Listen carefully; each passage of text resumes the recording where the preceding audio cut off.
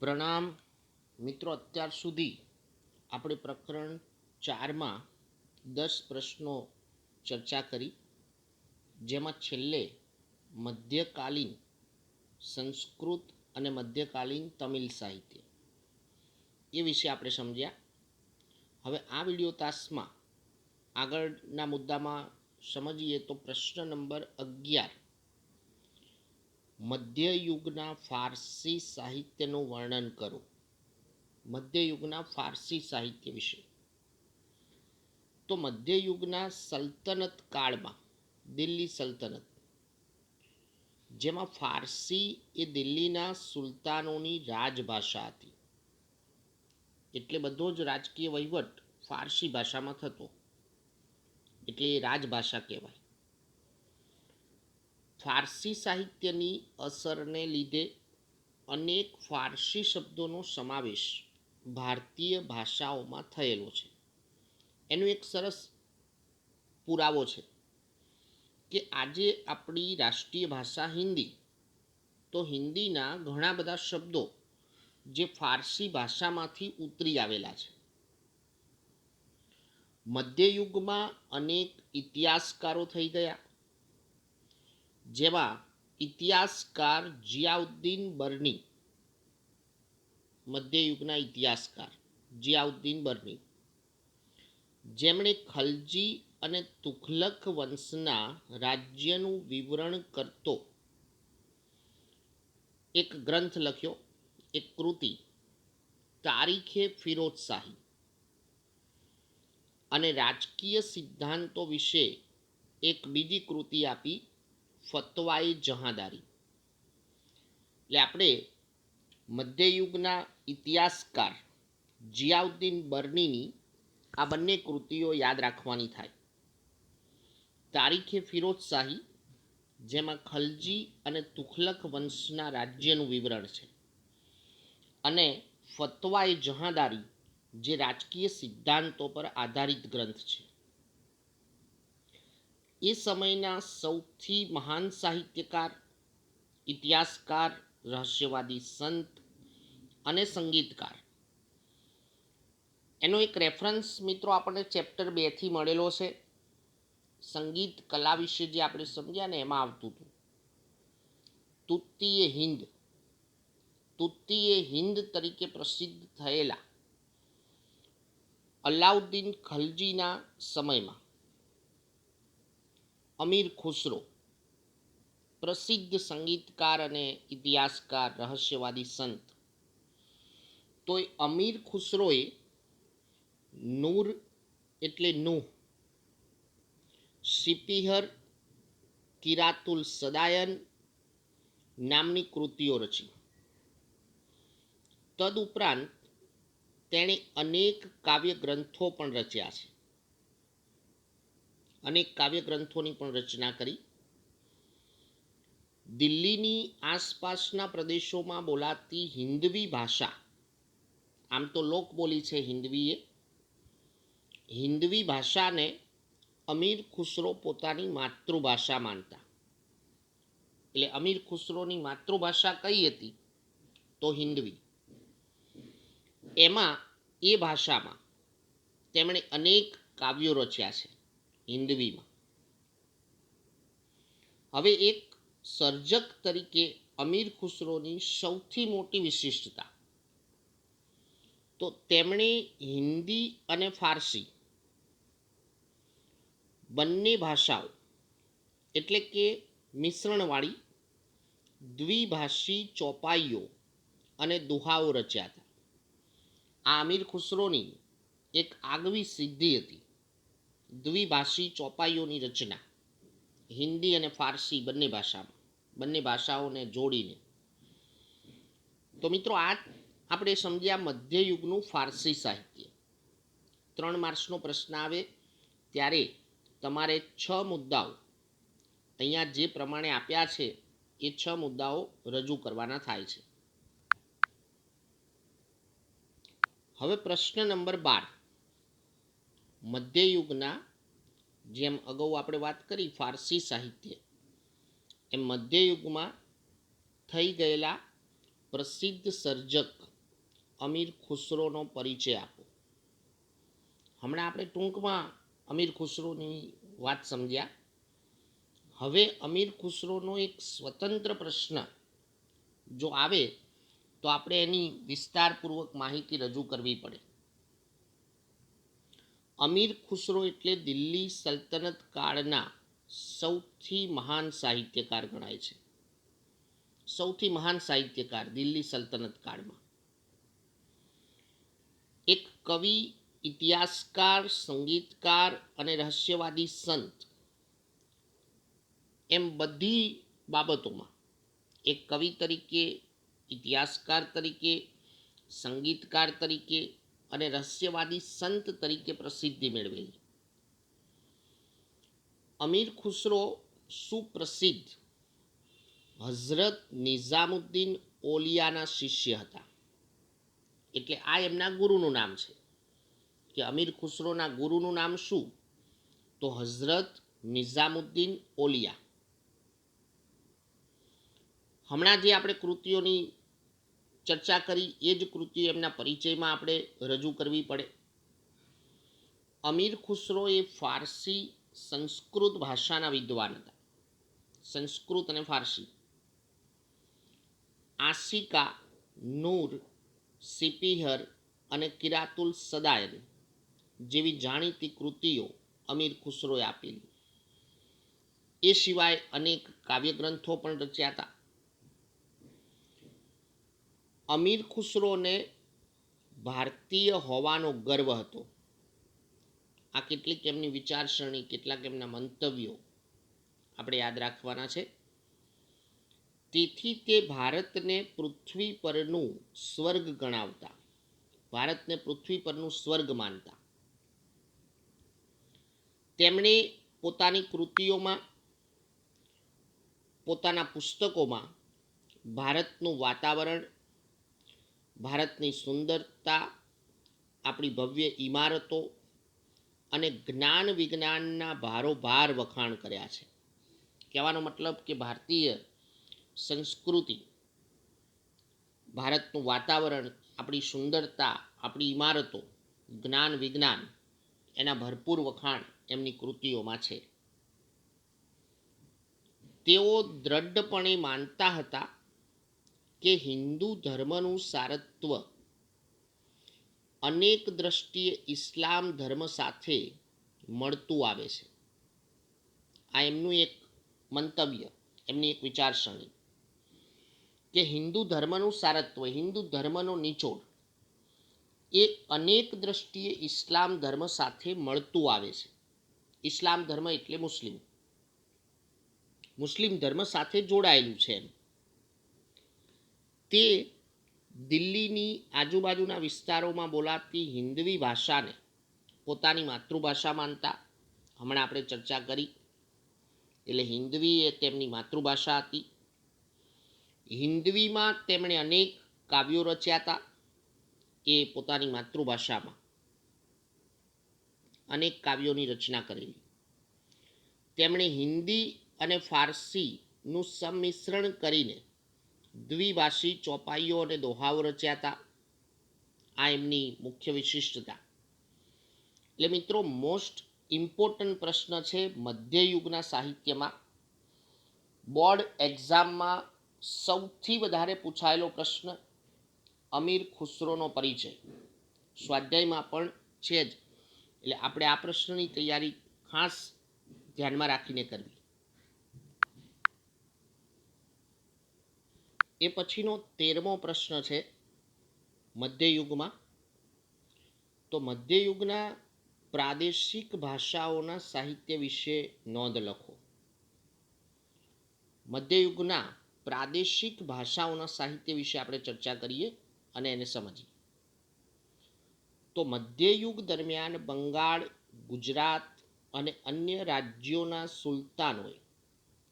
સુલતાનોએ એટલે રાજાઓએ, મુસ્લિમ સલ્તનત ખાસ, અનેક સ્થાનિક ભાષાઓ અને સાહિત્યને રાજ્યાશ્રય આપ્યો. એટલે કે પોતાના રાજ્યમાં એમણે પ્રોત્સાહન આપ્યું અનેક પ્રાદેશિક ભાષાઓના સાહિત્ય સર્જન માટે.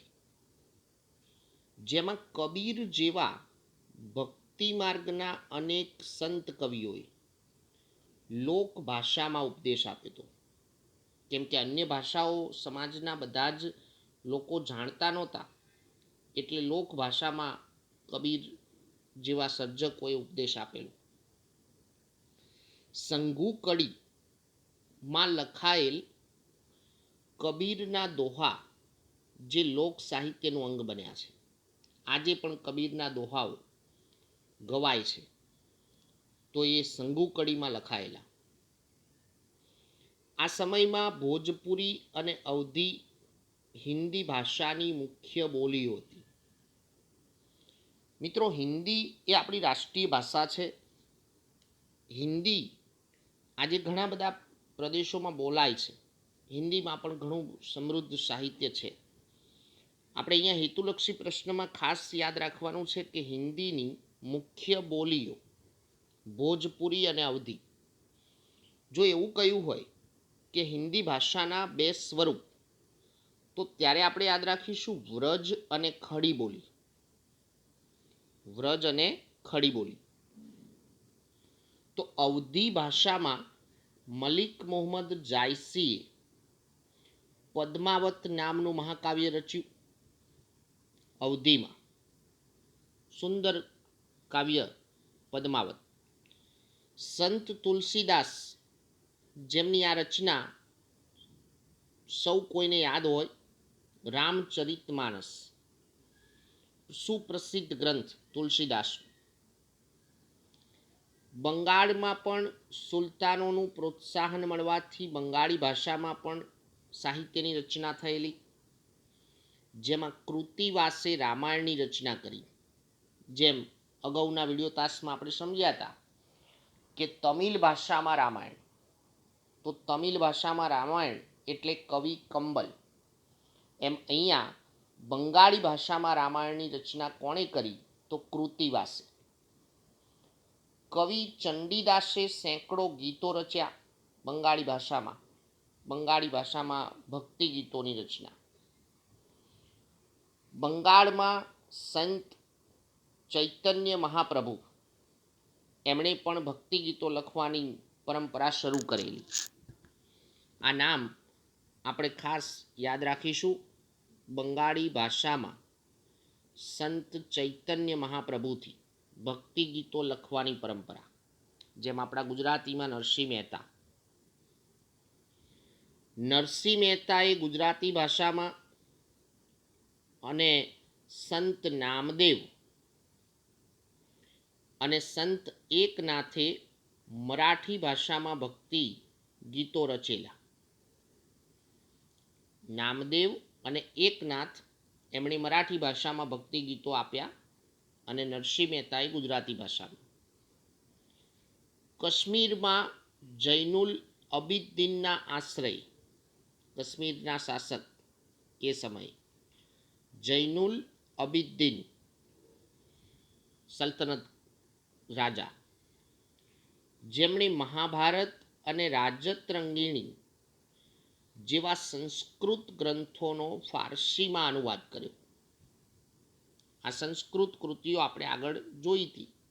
મહાભારત અને રાજતરંગીણી, એને ફારસી ભાષામાં અનુવાદ જૈનુલ અબિદીને કરાવ્યો. એટલે આ બધી જે આપણે ચર્ચા કરી એ પ્રાદેશિક ભાષાઓના સાહિત્યની. એટલે આ પોઈન્ટ્સ આપણે પ્રાદેશિક ભાષાઓના સાહિત્યને સમજવા યાદ રાખવાના. 3 માર્ક્સનો આ પણ એક પ્રશ્ન જે તમારી કોઈ એકમ કસોટીમાં ખાસ આવી શકે અને અન્ય હેતુલક્ષી પ્રશ્નો પણ છે. ત્યાર પછી મધ્યયુગના મુઘલકાલીન સાહિત્યનો પરિચય આપો. મધ્યયુગનું મુઘલકાલીન સાહિત્ય.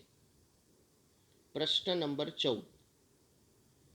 મુઘલકાલીન એટલે આપણને ખ્યાલ આવી જાય, કેમ કે ધોરણ 9ના ઇતિહાસમાં અને ધોરણ 8થી આપણે શીખ્યા છીએ. દિલ્હી સલ્તનત કાળની વાત છે. તો મુઘલ બાદશાહ બાબર, જેણે તુર્કી ભાષામાં તુઝુક કે બાબરી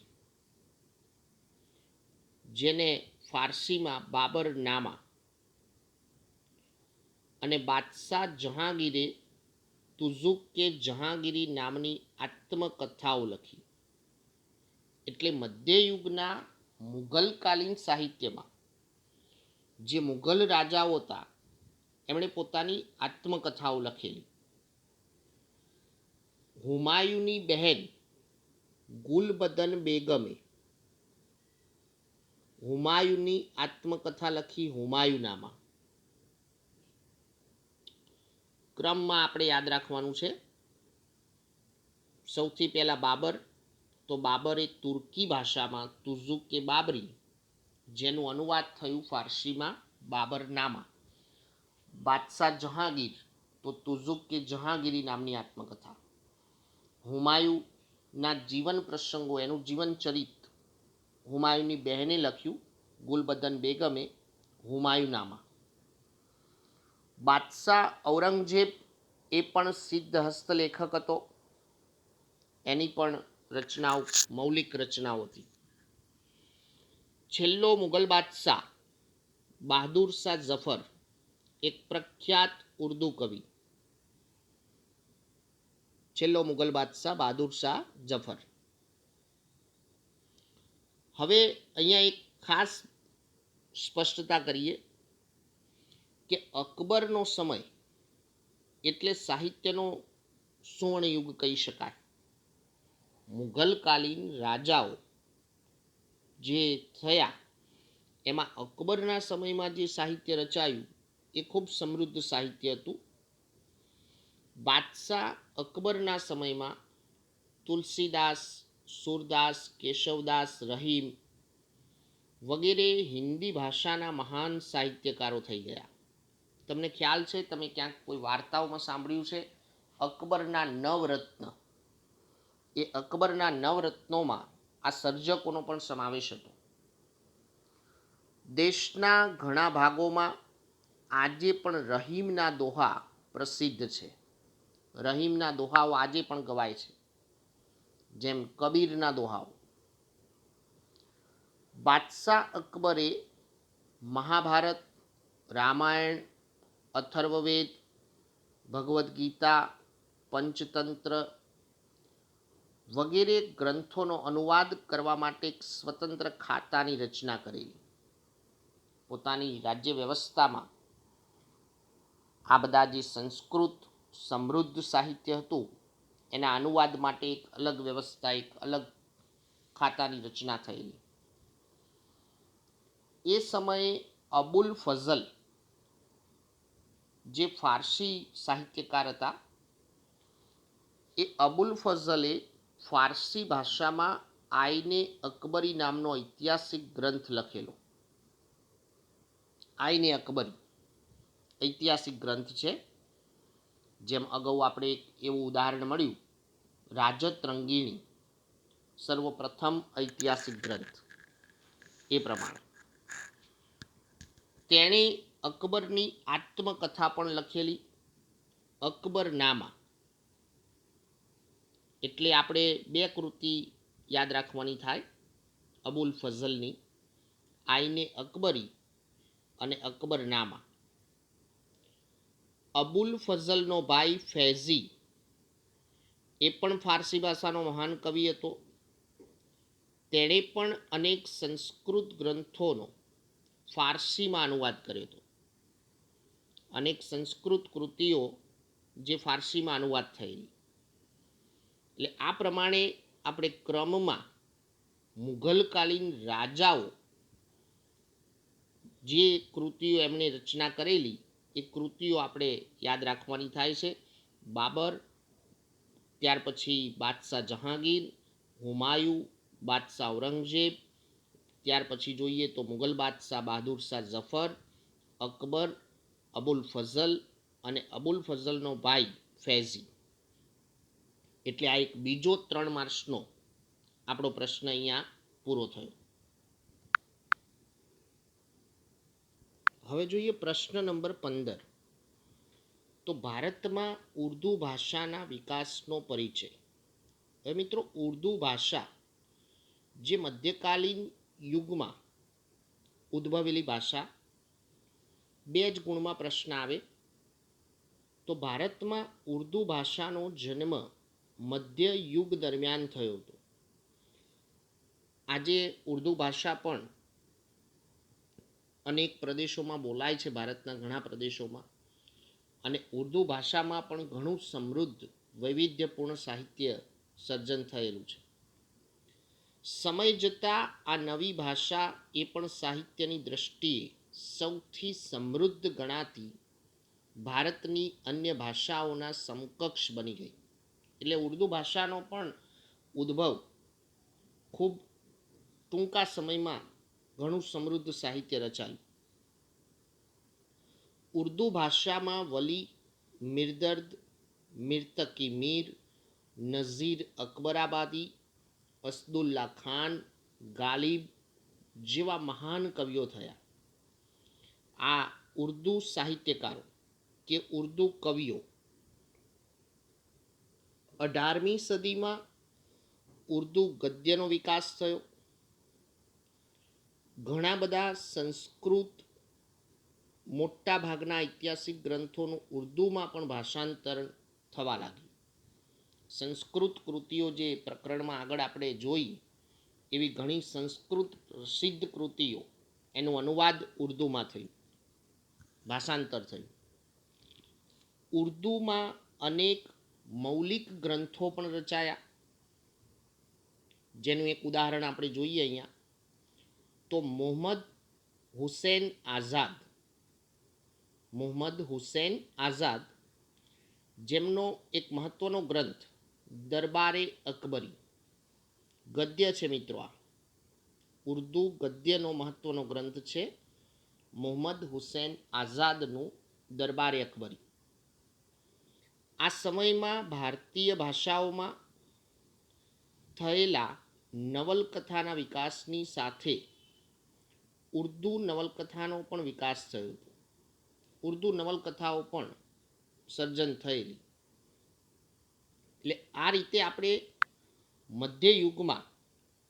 મધ્યયુગના ફારસી સાહિત્યની વાત સમજ્યા, અમીર ખુસરોનો પરિચય જોયો, ત્યારબાદ મધ્યયુગનું પ્રાદેશિક સાહિત્ય, મુઘલકાલીન સાહિત્ય અને ઉર્દુ ભાષા.